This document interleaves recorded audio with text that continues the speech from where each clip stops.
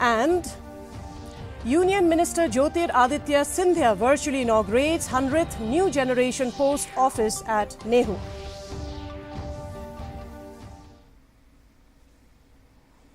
And now the news in detail.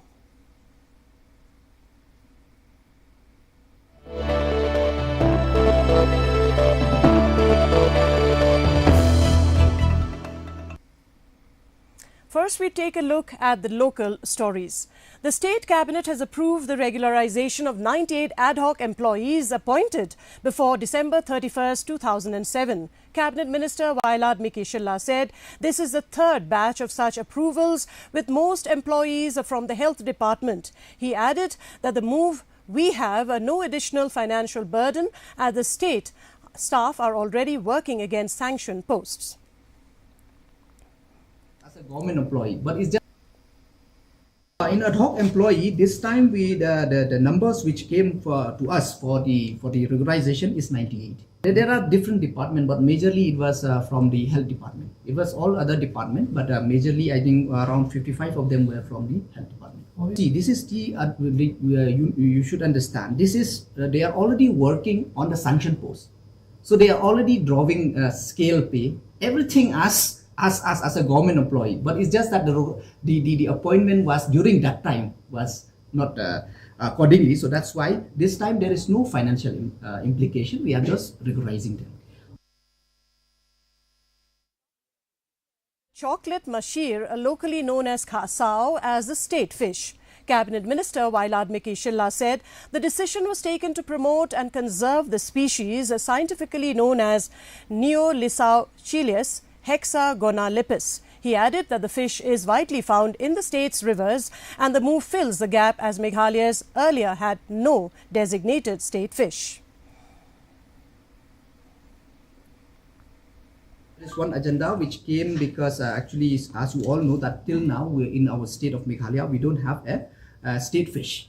Where if you take in other part of the country, almost 20, I think out 22 states have already declared some fish as their state fish. So we thought that we'll declare this chocolate masir, which I think in Khasi, which we commonly call is khasa.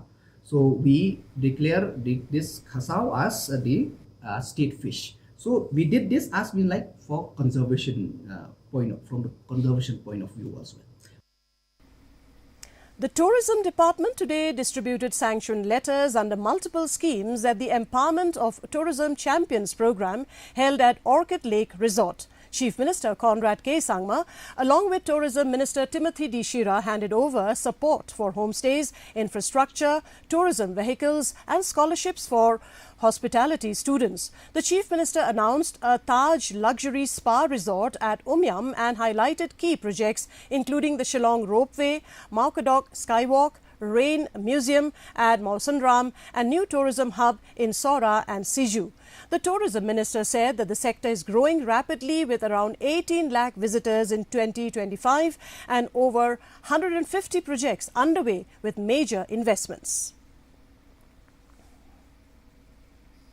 And you'll be very, very happy to know that many projects have been implemented in the tourism sector. Many of them are being implemented as we speak. And in the next 2 to 3 years, there will be a massive transformation that is going to take place in the tourism sector, where we will see large iconic projects, whether it is the Shillong Ropeway, whether it is the Maukadok, the Skywalk that is coming up, whether it is the Rain Museum that's going to come up in Mawsynram, whether it's the Museum for Living Root Bridges, whether it is our overall tourism center which is coming up in Sora or in Mandalgre or in Siju. In all of these projects, as you said, investments are being made to ensure that we're able to enhance the overall quality of experience for the tourist at large. When we began strengthening tourism as a priority sector, our vision was simple: to ensure that tourism becomes a powerful driver of economic growth and a meaningful source of livelihood for our people. Today, that vision is clearly visible. Tourist footfall in Meghalaya has increased, with provisional data indicating around 18 lakhs visitors in 2025. Tourism is no longer just about arrivals. It has emerged as a strong pillar of the state's economy, creating opportunities across the state, across the sector. The progress is result of focus, effort, and planning. Over the past few years, we have taken a very structured approach, focusing on infrastructure, connectivity, and investment. The government today honoured a tourist buddy for his bravery in rescuing a man who jumped into Ward Lake in Shillong. Chief Minister Conrad K. Sangma felicitated Tei Borlang Pakma during a program held at Umyam, recognizing his swift response and courage. Pakma said helping others is a responsibility, especially for the youth, and highlighted the importance of Tourist Buddy initiative in ensuring visitor safety. The Chief Minister praised his courage, highlighting the vital role of Tourist Buddies in ensuring visitors' safety in Meghalaya. Kira-kira cipun pak di cipun orang kaya di sini, mo. Anda penonton dan mau itu pak, ni kunggiut, mo. Kunggiut sih kena semula, kunggiut kena semula. Iyo gelar dan entah pendiam hanya masalah. Iyo gelar dan explore, mo. Jadi talent ski bau play lah aja. Kata ke penonton, mo. Kita cipun pak di cipun orang, nama tak di sini. Haduk kita resu iyo bahaya di cipun orang. Kita turis kiwan najigai, kinam tip kejaga situasi ni, mah. Dan kami hai ini turis body, akan pun spot. Bagi kirang bagi turis kini orang beli lagi sepangi jaga kan. Jadi safe ni, hangno kejaga mana, nangno ban lagi, mah. Kumno ban kini uberi dekai ban bam. Kata nadong sedang membusi uberi turis body ba. Boleh kita, ngaku mengalah di pulau buat slave, mah. Kipun ba kini orang kaya slave. Andai kibodan po Germany rugidan po USA rugidan andai ni di assist jadi menekan ni kidan problems ini kumbang isa mene mas satu enggak mah kumbang isa enggak simple things matter for the tourist dan tak kada wi di depan balong food self jadi mah.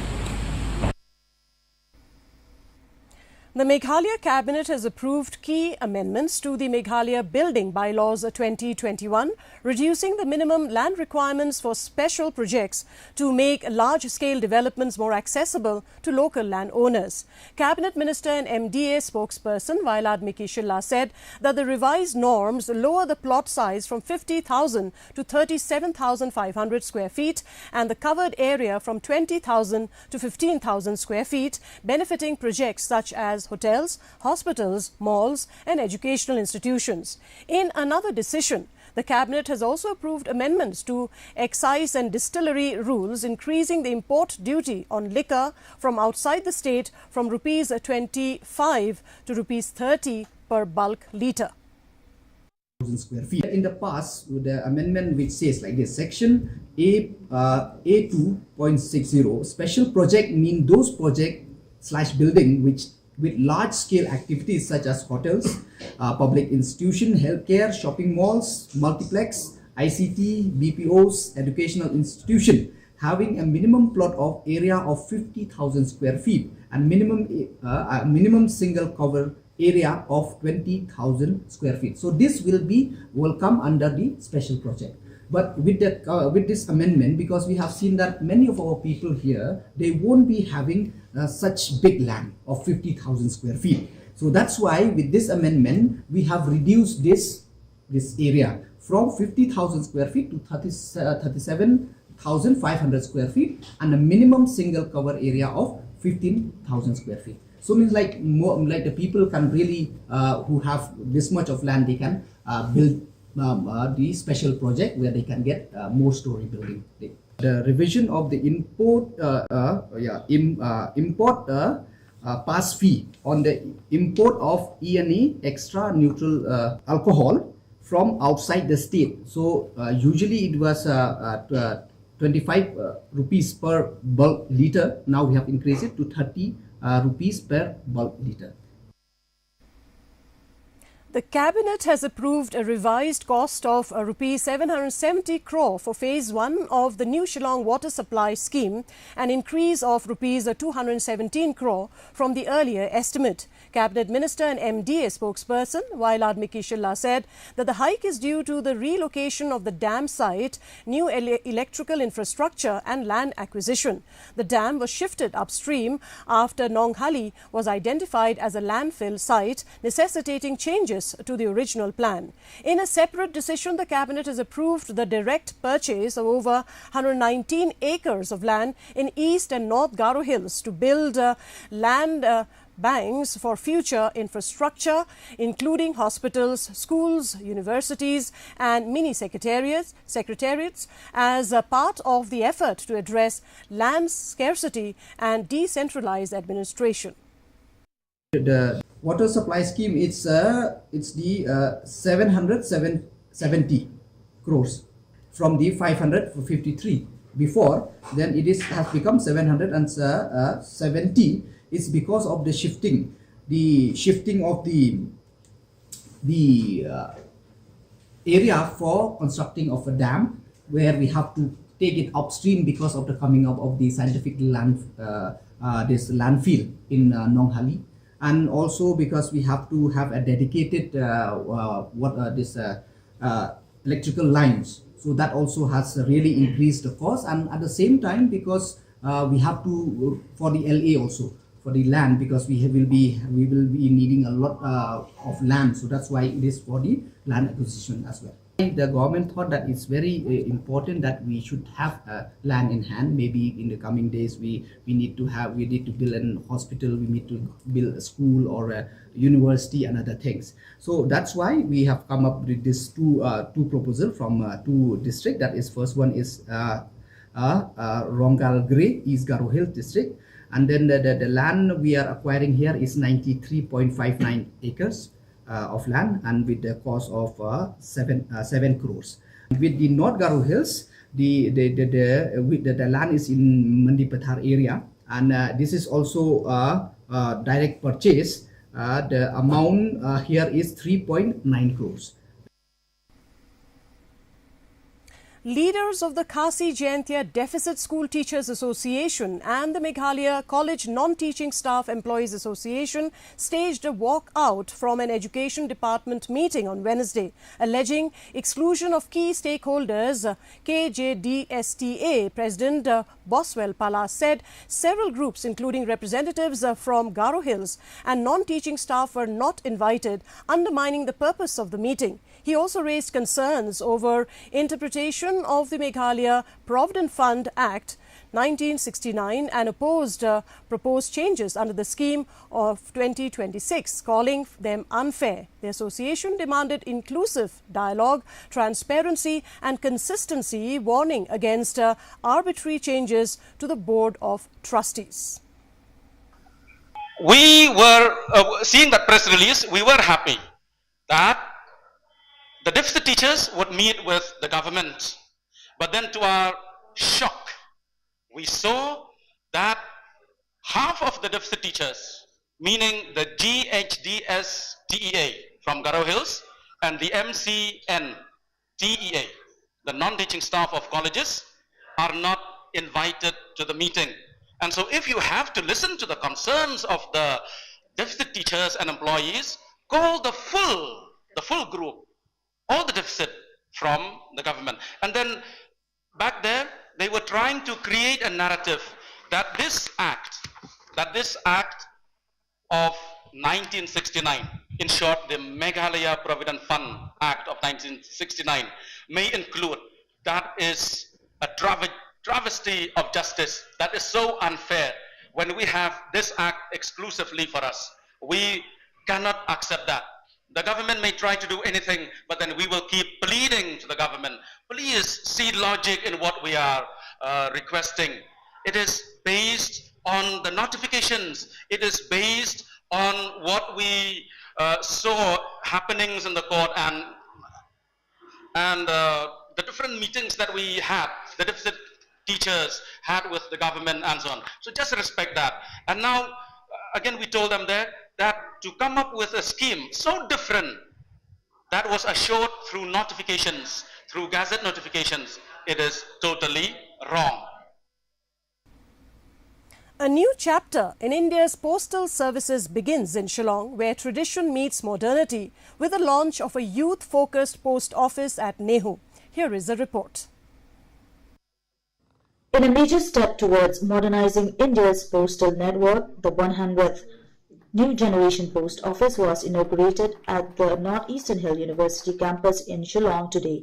The facility was virtually launched by Union Minister Jyotiraditya Scindia, who highlighted the evolving role of post offices from traditional service centers to dynamic youth-friendly spaces. Designed with a trendy and vibrant ambience, the N-Gen Post Office breaks away from conventional setups. It aims to serve not just as a service point, but also as a social and cultural hub for students. Encouraging innovation, the minister suggested organizing musical evenings and student-centric programs in such spaces to make them more engaging for young users. He also announced plans to establish over 500 N-Gen post offices across university campuses nationwide. Local post officials say the initiative bridges heritage with modern aspirations, creating a space where students can connect, collaborate, and access services in a refreshed environment. The Nehu launch signals a broader shift, reimagining public service spaces as vibrant, community-driven hubs for the next generation. This N-Gen Post Office is quite different because why this is the first project for all of India post offices, like all over the country, and this is the 100th N-Gen Post Office launched today in Nehu, and this is quite different from all other normal because why this is it will facilitate for the new generation, the Gen Z we call, okay, the Gen Z. So like most probably we concentrate on the new generation students. Who comes and interacts, and we make the atmosphere in a very suitable for them, cozy and welcoming, so that it's not like very that type of traditional boring type of post office where it's only booking, do the transactions, you come and give parcels, you come and give letters, and that's it. This is like you come, you do what you want, your savings also, you send letters also, and you can hang out also, you read the books, and then you play music, you interact, you hang out. So it's a very welcoming atmosphere we have made for the Gen Z. That's why this is very much different from other post offices. We are the ground level officers, so we make sure that experience of people in the post office is not hampered. So जैसे आपने GPO का देखा होगा, अब because we had some crowd there in the GPO, often people are not able to serve. तो हमारा number of counters हम बढ़ा रहे हैं. उसके अलावा we have back-end operations. So back-end is very technical in nature, but we try to improve those जिसके लिए dashboard monitoring होती है. So that is a regular thing. So now you would see कि हमारे जो गांव में post offices होते थे, पहले अगर transaction नहीं भी होता था, तो वो गिनती कम होके कम से कम जनवरी से लेके अप्रैल से वो 400 गुना कम हुई है, जहाँ पे ट्रांजैक्शन नहीं होता है पोस्ट ऑफिस में. तो इट्स अ वे फॉरवर्ड, और हम आगे चढ़ते हुए उम्मीद करते हैं कि हमारी सर्विसेज बेटर होती जाएंगी, so that we keep getting good feedbacks and reviews, और and we are always open for suggestions. You can always let us know and we'll try to improve whatever business we do. Bureau Report, DD News, Meghalaya. And now let's take a look at the regional news.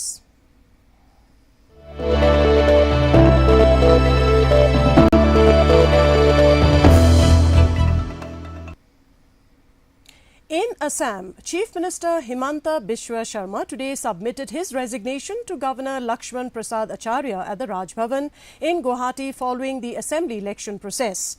The governor accepted the resignation, dissolved the assembly and asked the outgoing government to continue as caretaker until a new government is formed.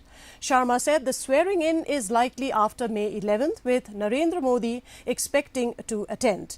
He's added that the BJP legislature party with central observers, will decide the next chief minister before the NDA stakes its claim. Earlier, Chief Electoral Officer Anurag Goyal submitted the official result and list of elected MLAs to the governor. आज मैं असम के महामहिम राज्यपाल महोदय को साक्षात किया और गणतांत्रिक परंपरा को पालन करते हुए मैं और मेरा काउंसिल ऑफ मिनिस्टर्स दोनों का पदत्याग पत्र महामहिम राज्यपाल महोदय का सामने उपस्थित करवाया। साथ में हमारे जो विधानसभा है उसको भी भंग करने के लिए मैं महामहिम राज्यपाल महोदय को परामर्श दिया। मेरा पदत्याग पत्र, मेरा मंत्रिसभा की पदत्याग पत्र दोनों राज्यपाल महोदय ने स्वीकार किया और राज्यपाल महोदय ने असम विधानसभा को भी भंग कर दिए। जब तक नया मुख्यमंत्री का शपथ नहीं होते हैं, जब तक नया मंत्रिसभा का गठन नहीं होते हैं, तब तक मुझे और मेरा मंत्रिसभा को केयरटेकर रूप से काम चलाने के लिए राज्यपाल महोदय ने निर्देश दिया। बीते 5 साल सरकार चलाने में हमारे राज्यपाल महोदय ने हमें जो मार्गदर्शन किया, इसके लिए भी मैं राज्यपाल महोदय को धन्यवाद और हमारा ओर से राज्यपाल महोदय को हमने अपना ग्रेटिट्यूड भी प्रस्तुत किया। Let's take a look now at the national news.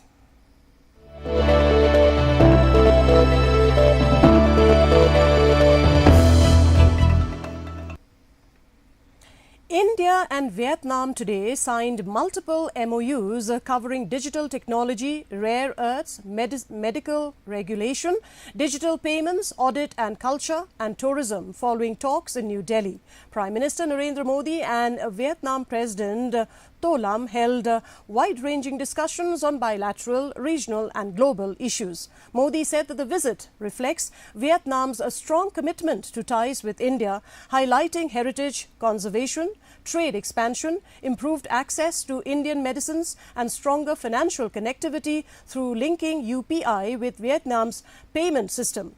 He described Vietnam as a key pillar of India's Act East policy, adding that deeper defence and strategic cooperation will support peace and stability in the Indo-Pacific region.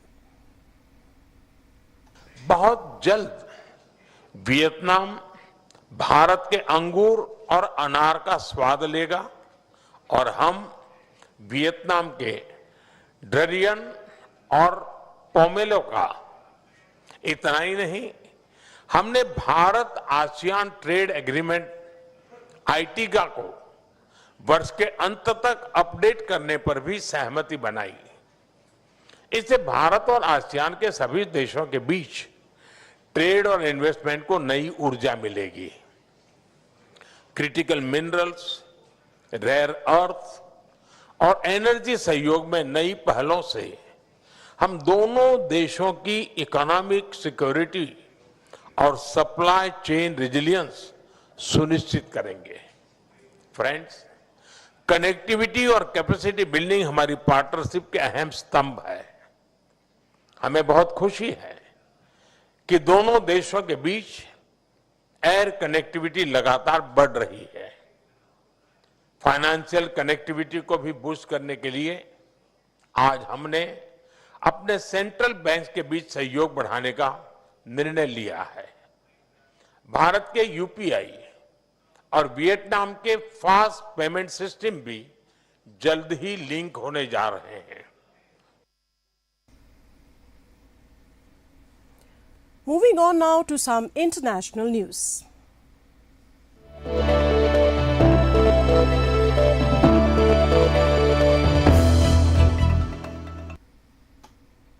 In the United States, Indian original Republican leader Vivek Ramaswamy has secured the Republican nomination for Ohio governor with a commanding 87% vote share.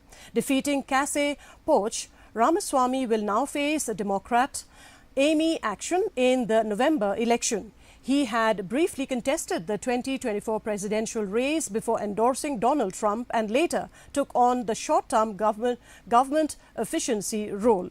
If elected, Ramaswamy could become the third Indian-American governor in the US history.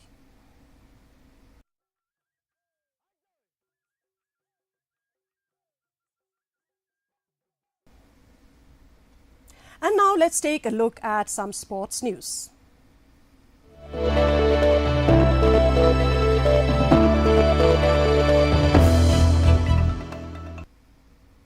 The 19th Inter-School Badminton Championship 2026 began today at the Kyangnangba Indoor Stadium, organised by West Jaintia Hills District Badminton Association.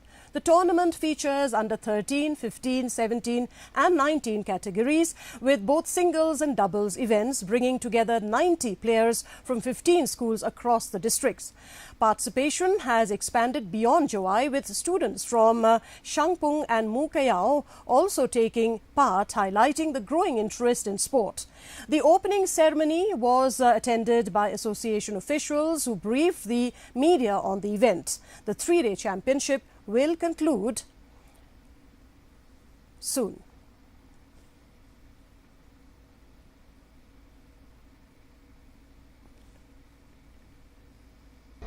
Ikam ke WJDBA ke West Jaintia District Badminton Association da pemani kini ke 19 Inter School Championship kini tok ke khat kende da pemani na tok ni chwa da bon tli isnam wedi yu le dang mi isnam dang bon kino chimta kamnen isnam the one kamwa khat de wa khat ar skor isnam de ku khasan skor ta yulti ne ni chmat udang dang bon chok skor wo chimta kanang wo yo ku kini ke badminton yang ye po ke district ni ta neliang ka news na muku gale wayo jingrap ro in ka DSO wadi egi ka paisa wo pamani ko winter coaching camp ni wadap pamani arbanai dan lor da pete coaching di yui man interesting ai kena wani le ki badminton kamtam da pete coaching sedap chi e ga ni to school bon book ki kwa yu le ki sa sau kemeni wadi yo irap no DSO ga just West Jaintia district ni da sai vila igini ka badminton kuat ka puku po Jaintia Hills District ni wadi yoi to badminton to kubi ka game ka pau nam ha po ka ri India yang i kamtam chi international league player India bon go lai ta pungkui kena kamtam igini grassroots under 13 under 15 ta kanang wo yo i player ku chikmat ni chikmat mo. And now viewers, let's take a look at the weather report.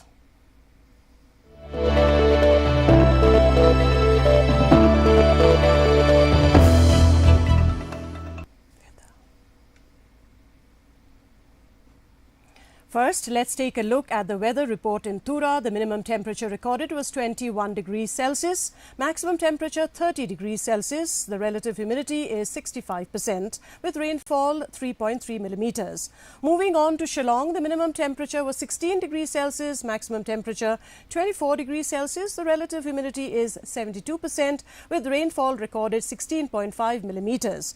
Meanwhile, in Jowai, the minimum temperature recorded was 17 degrees Celsius, maximum temperature 24 degrees Celsius, with relative humidity being 74%, rainfall 7.1 millimeters.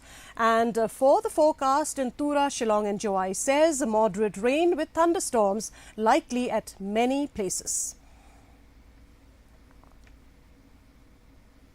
And before we conclude, a look at the headlines once again.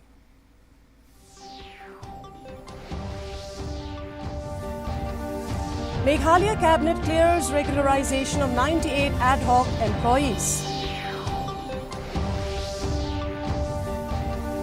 Chocolate mashir, locally known as khasao, declared as Meghalaya's state fish.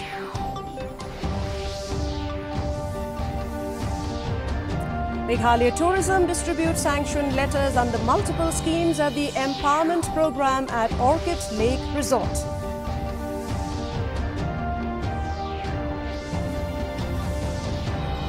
And Union Minister Jyotir Aditya Sindhya virtually inaugurates 100th New Generation Post Office at Mehu.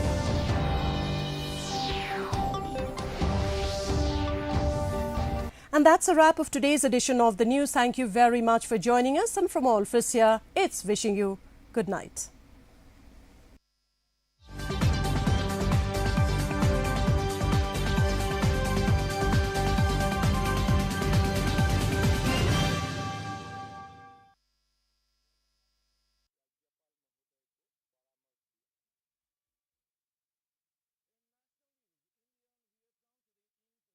Memoranda of understanding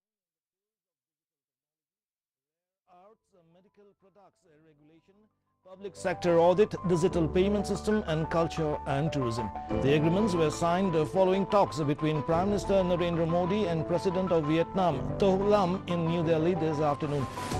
During the talks, both